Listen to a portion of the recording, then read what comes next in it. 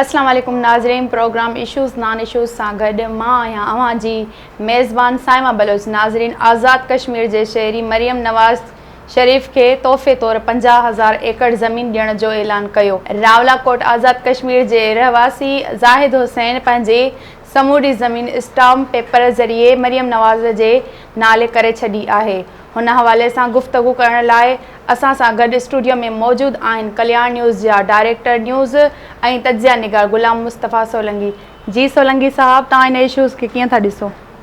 जी बिल्कुलु, हीअ जेको रावलाकोट आज़ाद कश्मीर जो रहवासी आहे ज़ाहिद हुसैन, उन पंहिंजी समूरी ज़मीन जेका आहे स्टाम्प पेपर ज़रिए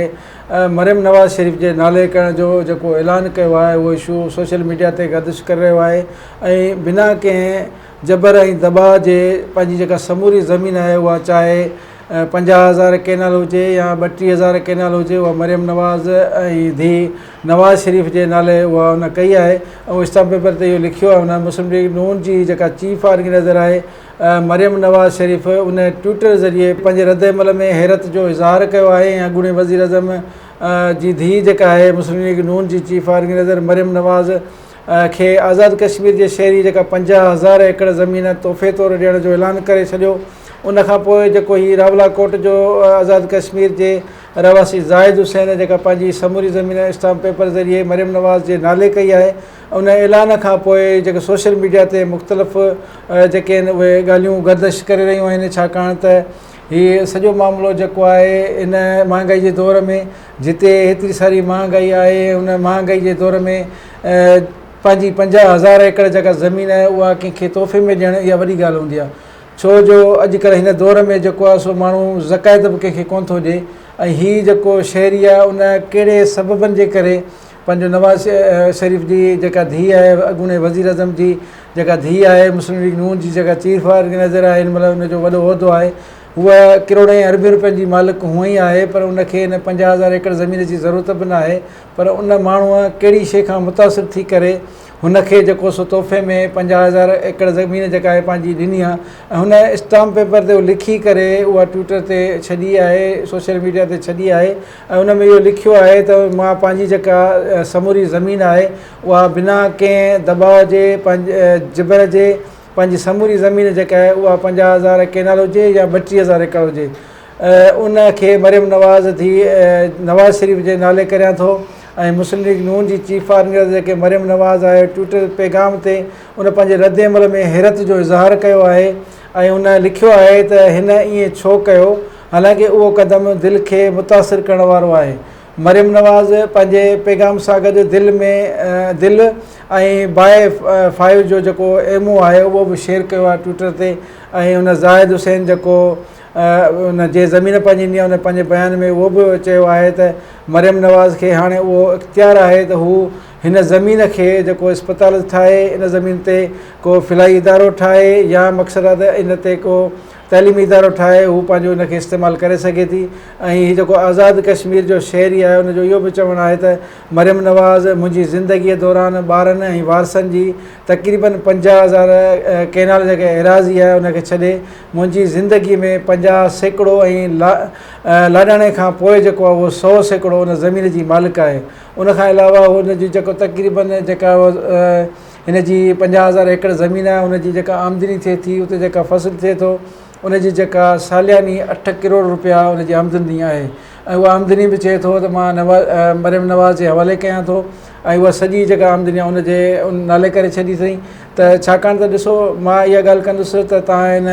अहम इशू ते ॻाल्हि ॿोल करे रहिया आहियूं त हीअ जंहिं महिल महांगाई जो दौरु आहे, हुकुमरान ॾिसो, माण्हू ॾिसो पंहिंजे महांगाई दौर में अटे जे लाइ परेशान आहिनि, हिकु वेलो मानी खाइण लाइ परेशान आहिनि। जेको माण्हू हिकु दफ़ो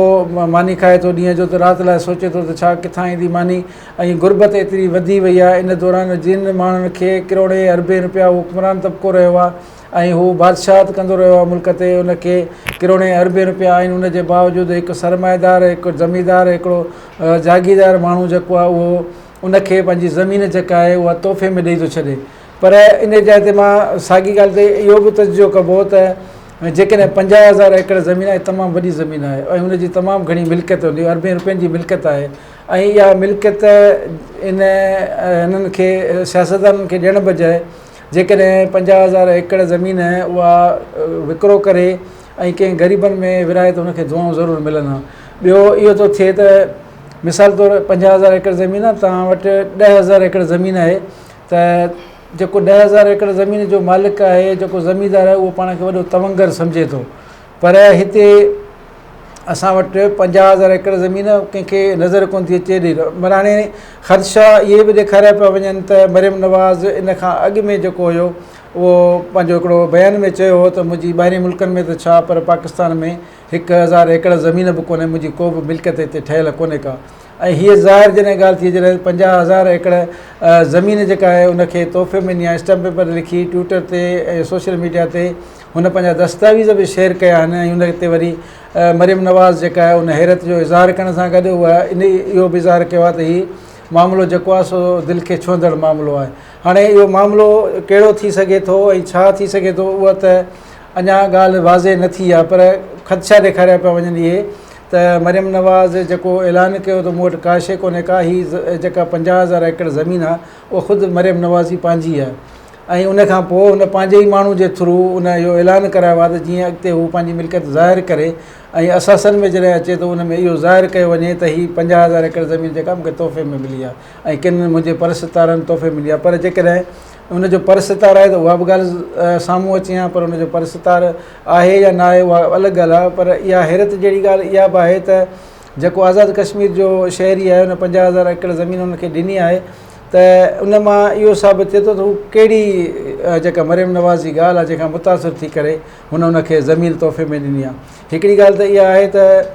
या त हुनजी सियासी बसीरत खे ॾिसी करे उन ॾिनी आहे, या त ईअं आहे त माना हुनजे सियासी किरदार खे ॾिसी ॾिनी आहे, या त वरी उनजो को ॿियो मामिलो आहे जेको उन शो न कयो आहे। पर उन पंहिंजे जेको स्टाम्प पेपर ते लिखियो आहे उन में इहो लिखियो अथई त हीअ जेका मुंहिंजी ज़मीन आहे उन ते मुंहिंजे वेह खां पोइ बि 100% मरियम नवाज़ जी वारस हूंदी, मालिक हूंदी। पर इन दौरान जेसिताईं हू पाण ज़िंदा आहे त तेसिताईं हूअ जेका ज़मीन आहे उन ते हू ख़ैराती इदारो ठाहे, त जीअं इमरान ख़ान कैंसर अस्पताल ठाही उन ते घणनि माण्हुनि खे फ़ाइदो पियो, अहिड़े नमूने सां जेको ठाहे सघे त उहो ठाहे पंहिंजो उते इदारो ठाहे ग़रीबनि जी भलाई लाइ इस्तेमालु करे। ऐं इहो सॼो जेको मामिलो आहे इन मां इहो ॾिसिजे थो जेकॾहिं हुन पंहिंजी सियासी पसंदि ऐं नापसंदि जो इज़हार बि न कयो आहे। ऐं जेकॾहिं ईअं आहे त पोइ जेको सुठो कमु करे थो सियासतदान, इन खां बिलाल भुट्टो ज़रदारी बि सुठो कमु करे पियो, अवाम में वञे पियो, अवाम जी ख़िदमत करे पियो, त इहो माण्हू 50,000 एकड़ ज़मीन बिलाल भुट्टे खे बि ॾेई सघियो पिए। ऐं इहा साॻी ज़मीन जेका आहे इमरान ख़ान खे बि ॾेई सघियो पिए, छाकाणि त इमरान ख़ान हिन वक़्तु अवाम जो मशहूरु लीडर थी उभरियो आहे ऐं उहो पंहिंजी जिद जलसा करे थो। उते लखनि जी तादाद में माण्हू गॾु थी वञनि था, त उनखे जेकॾहिं इहा ज़मीन ॾिए ऐं उते कैंसर अस्पताल जहिड़ो को ॿियो अहिड़ो इदारो क़ाइमु करे सघे पियो। पर उन्हनि सभु खां हटी करे मरियम नवाज़ खे छो ॾिनो आहे त हिकु उहा लेडी आहे, उन ते घणियूं ॻाल्हियूं थी सघनि थियूं त हिकिड़ी लेडी जे हुस्न खां मुतासिर थी करे बि उनखे ॾिनो आहे, या को ॿियो सबबु थी सघे थो। पर उन मां सॼी इहा शइ ज़ाहिर करे जेकॾहिं इन ते को ख़ैराती इदारो, को स्कूल, को फिलाई जो कमु करण जे लाइ हुननि खे इहा ज़मीन इस्तेमालु करणी त उहो पाण बि करे सघे पियो। जेको माण्हू 50,000 एकड़ ज़मीन जो मालिक आहे ऐं हुन इहो बि वाज़े कयो आहे त इहे 50,000 खां अलावा हुनजे जेके पंहिंजा बचा आहिनि, पंहिंजा जेके ॿार आहिनि, उन्हनि जी अलॻि सां 50,000 एकड़ ज़मीन आहे ऐं उहा उनखे छॾे करे हीअ जेकी 50,000 एकड़ ज़मीन आहे उहा मरियम नवाज़ न, जेकॾहिं उन मां कुझु हिसो खपाए ऐं हीअ जेका ज़मीन आहे 50,000 एकड़ ज़मीन आहे उन ते पाण बि हिकिड़ो फिलाई इदारो क़ाइमु करे सघियो पिए ऐं पाण बि अहिड़ो को तइलीमी इदारो क़ाइमु करे सघियो पिए जंहिंसां उन इलाइक़े जे माण्हुनि खे फ़ाइदो, का फैक्ट्री क़ाइमु करे सघे पिए जंहिंसां माण्हुनि खे रोज़गारु मिली सघे थो। उते अॼुकल्ह बेरोज़गारी जाम आहे, माण्हू उन इलाइक़े जा केतिरा माण्हू बेरोज़गार हूंदा, पर इहो सॼो मामिलो अची इन ते बीठो आहे त एॾी वॾी ज़मीन तारीख़ में पहिरियों दफ़ो इहो थियो आहे त हिकु शहरी ऐं जेको ज़मीनदार आहे 50,000 एकड़ ज़मीन उहा हिकिड़ी सियासी लीडर जे हवाले करे थो ऐं इन जो बैकग्राउंड बि जाचो वञे त ख़बर पए त इहो शहरी किथे मुस्लिम लीग सां तालुक़ु नथो रखे या माना इन जो कहिड़ी तंज़ीम सां तालुक़ु आहे या हीअ न्यूट्रल आहे। हिकिड़ा ज़मीनदार हूंदा आहिनि, उन्हनि जी इन इलाइक़े में सपोर्ट हूंदी आहे त हीअ मुस्लिम लीग जो सपोर्टर आहे, हीअ पीपल्स पार्टी जो सपोर्टर आहे, हीअ PTI जो सपोर्टर आहे, पर हिन मां इहा बि का शइ वाज़े न थी आहे। पर हीउ जेको ऐलान जेको आहे इन जो असांखे इहो जेको समूरो मामिलो उहो सम्झ में नथो अचे। सोशल मीडिया ते घणियूं ॻाल्हियूं थी रहियूं आहिनि, माण्हू पंहिंजूं ॻाल्हियूं करे रहिया आहिनि, पर इन समूरे मामले में असांखे इहा ॻाल्हि अञा ताईं सम्झ में न आई आहे त हेॾो वॾो क़दम इन पंहिंजो कीअं खयो। पंहिंजो अॼुकल्ह हीउ जेको दौरु आहे महांगाई जो ऐं हीअ नफ़्सा नफ़्सी जो दौरु आहे, इन नफ़्सा नफ़्सी जे दौर में माण्हू जेको आहे सो कंहिंखे 1 लख रुपया ॾियण जे लाइ बि घबराए थो पियो, केरु कंहिंखे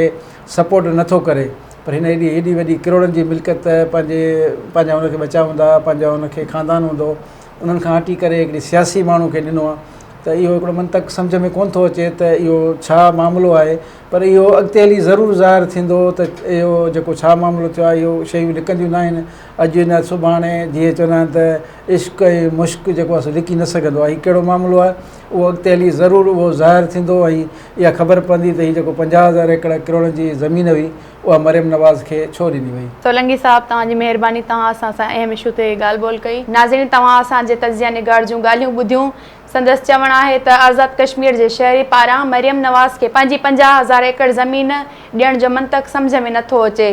त हिन महांगाईअ जे दौर में करोड़नि जी मिल्कियत तोहफ़े तौर में ॾियण जा कहिड़ा सबब थी सघनि था। उन सां ई पंहिंजी मेज़बान साइमा बलोच खे इजाज़त ॾींदा। वरी मिलंदासीं कंहिं नए इशू सां गॾु। तेसीं ताईं अल्लाह वाही।